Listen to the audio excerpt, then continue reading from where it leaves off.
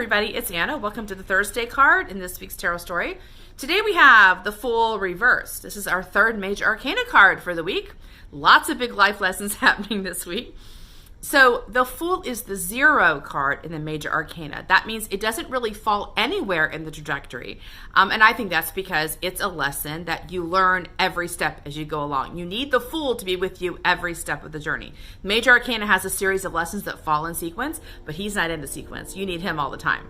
So we turn the card upright, we can see the Fool is the holy fool, the wild child energy. He is in the middle of the sunlight. He's enjoying the day. He's looking up, looking at the sun. He's about to step off a cliff, right?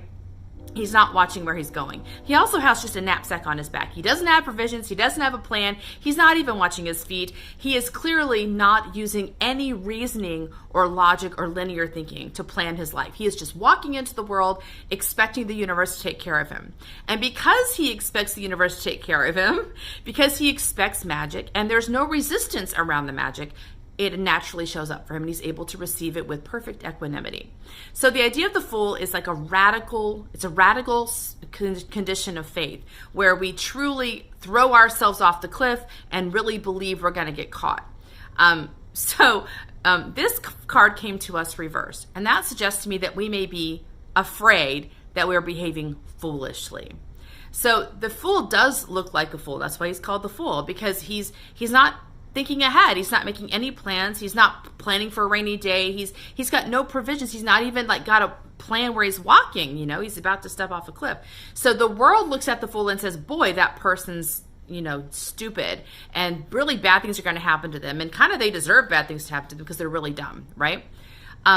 But the gift of the Fool is that it really does encourage us to recognize that there is another world below the linear rational world that our minds focus on. There's another world where we are just completely beloved, that the universe is watching us like a devoted mother hen, watching us and keeping track of us and helping us where we let her help us, right? The Fool never stops letting himself be helped. So she's always helping him, but the rest of us have resistance around her. We struggle to let ourselves be helped.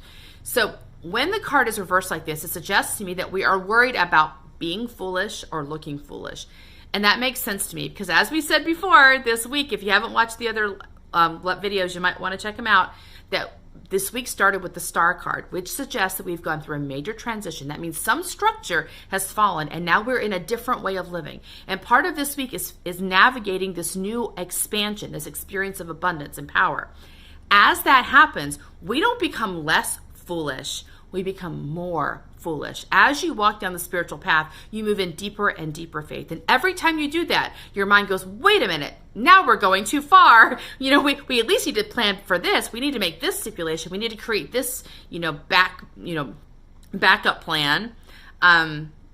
The further you go, the more the Fool comes into play. And that question of, am I going too far? Am I being too foolish? Am I taking too big a risk will come into question. So today, consider where you're having that conversation. If you're thinking that, you need to start backing off, you need to start being more sensible, more reasonable, and see if you can turn the Fool upright for yourself, recognizing that you have stepped out in faith before. You have walked off a few cliffs before, and it's always been okay. Drawing on that as evidence for your brain now, who is now thinking, your brain's worrying that you're going over the cliff. You've already gone over the cliff a few times, and it's been okay. Like reassuring your mind that, of course, the mind is nervous. Of course, this is new territory, and the mind's getting scared, but being able to soothe the mind, bringing in that lovely soul energy and talking to the mind, and soothing the mind and reminding it that we've always been okay. We're always going to be okay.